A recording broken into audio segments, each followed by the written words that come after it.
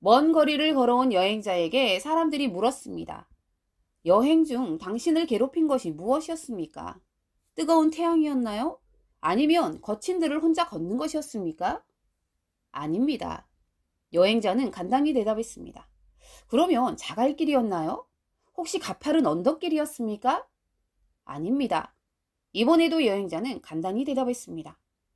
그러면 차가운 밤공기였겠군요. 그것도 아닙니다. 라고 여행자가 대답했습니다. 그럼 무엇이었습니까? 여행자는 자신이 가장 힘들고 고통스러웠던 것을 털어놓았습니다. 그런 것들은 그런대로 견딜만 했습니다. 여행 중에 가장 나를 괴롭혔던 것은 신발 속에 스며든 작은 모래 알맹이였습니다. 여러분, 인생의 여행도 마찬가지입니다. 인생 여행을 가장 어렵고 힘들게 하는 것은 시련도 고난도 아닙니다. 실은 매우 작은 것입니다. 우리가 매 순간 잃어버리고 있는 지금이라는 작은 모래 알맹이 같은 시간입니다. 인생이 어려운 것은 지금이라는 이 시간을 우리가 매번 놓치고 있기 때문입니다. 얼마나 많은 사람이 지금이라는 전투에서 패배함으로 인생의 패잔병이 되는지 모릅니다. 지금은 내일을 결정지을 수 있는 시간입니다. 지금은 영원을 결정지을 수 있는 시간입니다.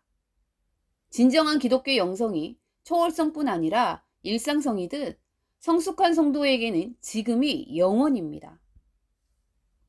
오늘 본문이 속해 있는 고린도후서 편지를 쓰게 된 배경은 이렇습니다. 바울이 고린도에 있는 그리스도인들에게 두 번째 편지를 보낼 수밖에 없었던 이유는 그들이 바울의 지도력을 공격했기 때문입니다. 첫 번째 편지에서 바울은 가장 자상하고 호의적으로 말하면서도 애둘러 말하지 않았습니다. 첫 번째 편지는 하나님의 구원이 어떻게 이루어지고 그 결과로 어떤 공동체가 생겨나는지를 잘 아는 한 목회자가 확신에 찬 권위를 가지고 쓴 글입니다.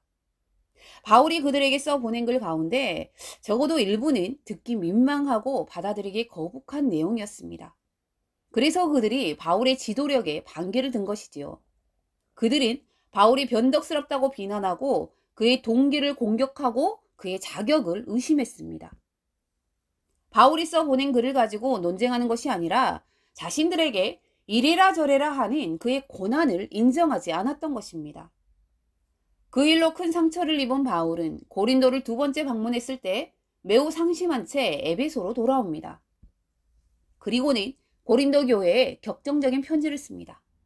이때 바울의 심정은 고린도후서 2장 4절에 나옵니다. 새번역 번역입니다.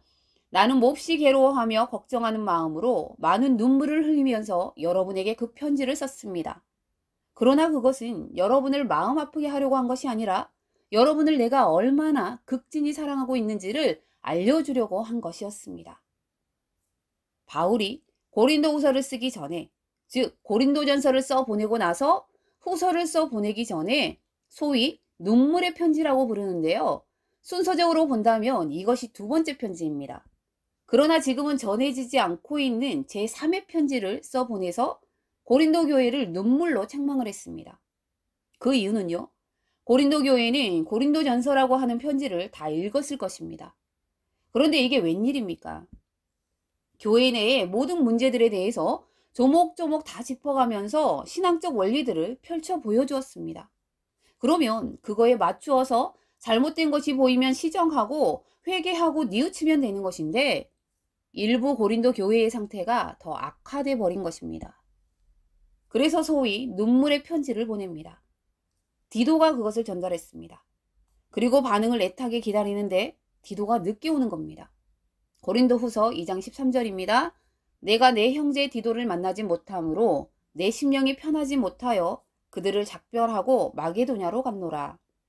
그런데 기다리던 디도가 드디어 마게도냐에 도착합니다. 디도는 고린도 교회에 기쁜 소식을 가지고 옵니다. 드디어 고린도 교회가 회개했습니다. 고린도 교회는 바울 사도에게 잘못했음을 깨닫고 바울을 사모한다는 이야기를 듣습니다. 고린도후서 7장 7절입니다. 새번역 성경입니다.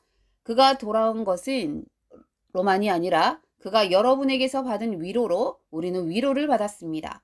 여러분이 나를 그리워하고 내게 잘못한 일을 뉘우치고 또 나를 열렬히 변호한다는 소식을 그가 전해줄 때 나는 더욱더 기뻐하였습니다.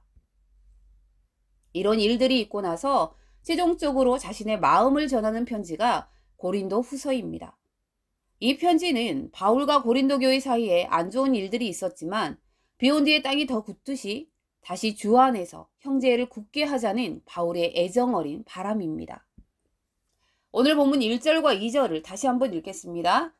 우리가 하나님과 함께 일하는 자로서 너희를 권하노니 하나님의 은혜를 헛되이 받지 말라. 이르시되 내가 은혜 베풀 때 너에게 듣고 구원의 날에 너를 도왔다 하셨으니 보라 지금은 은혜 받을 만한 때요. 보라 지금은 구원의 날이로다. 본문 2절은 이사야 49장 8절 말씀을 인용한 것입니다. 바벨론의 포로로 잡혀간 유대인들은 절망 가운데 살고 있었습니다. 이방인의 땅에 포로로 끌려왔습니다. 시간이 갈수록 절망으로 바뀌는 때입니다. 이때 이사야 선지자는 바로 지금이 은혜의 때라고 선포합니다. 이사야 49장 8절입니다. 여호와께서 이같이 이르시되 은혜의 때에 내가 내게 응답하였고 구원의 날에 내가 너를 도왔도다. 내가 장차 너를 보호하여 너를 백성의 언약으로 삼으며 나라를 일으켜 그들에게 그 황무하였던 땅을 기업으로 상속하게 하리라. 하나님께서는 늘 은혜의 때에 이스라엘 백성들에게 응답하셨고 구원의 날에 이스라엘 백성들을 도와주셨다는 것입니다. 이 은혜의 때가 언제냐면 지금입니다. 지금이 우리의 구원의 날입니다. 지금이란 현재 시간을 말하는 것입니다. 구원은 현재 이루어져야 합니다. 우리의 생명이 있을 때가 은혜 받을 때입니다. 죽은 후에는 기회가 지나가고 다시 돌릴 수가 없습니다.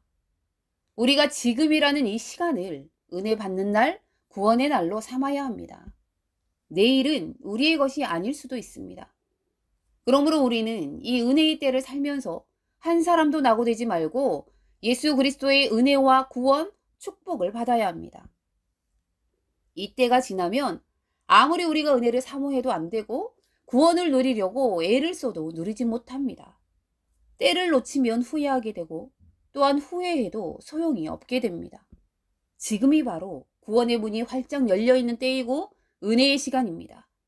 그런데 많은 이들이 은혜의 날과 구원의 때인 지금을 허송세월로 보내고 있습니다. 여러분, 지금이 은혜 받을 만한 때요. 지금이 구원의 날이라는 말씀을 잘 기억하십시오. 평생을 시계 조립을 하며 살았던 사람이 아들에게 시계 하나를 만들어 주었습니다. 그 시계는 초침은 금, 분침은 은, 시침은 동으로 되어 있었습니다. 그래서 아들이 아버지에게 물었습니다. 아버지, 시침이 금, 분침이 은, 초침이 동이 되어야 하지 않을까요? 그러자 아버지는 아니다. 초침이 가는 길이야말로 황금길이다. 초를 허비하면 황금을 잃는 것이다. 명심해라. 라고 대답했습니다. 그리고 아들에게 시계를 채워주며 말했습니다. 초를 아끼지 않는 사람에게 어떻게 분과 시간이 있을 수 있겠니? 이 세상의 변화는 초침에 맞춰지고 있다는 것을 항상 마음에 간직해라. 그렇습니다, 여러분. 성공한 사람들은 예외 없이 시간의 가치를 바르게 한 사람들입니다.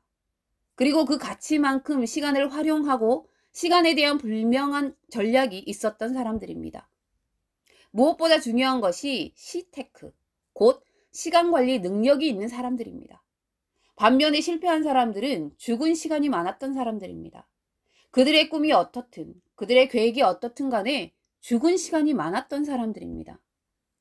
그리고 이 죽은 시간이 그들의 모든 것을 죽여버린 것입니다. 꿈, 비전, 가능성, 그리고 귀한 인생을 죽여버린 것입니다. 죽은 시간이란 큰 시간이 아닙니다. 모래 알맹이처럼 작은 시간입니다.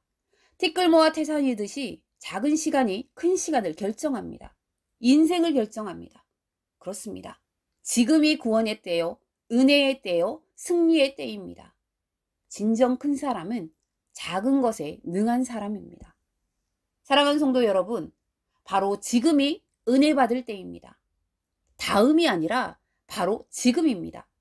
사탄은 다음에 라는 단어를 좋아합니다. 다음에 예배 드리면 되지. 다음에 교회에 가면 되지. 다음에 봉사하면 되지. 다음에 사과하면 되지. 계속 유혹합니다. 그러나 하나님께서는 지금 하라고 하십니다.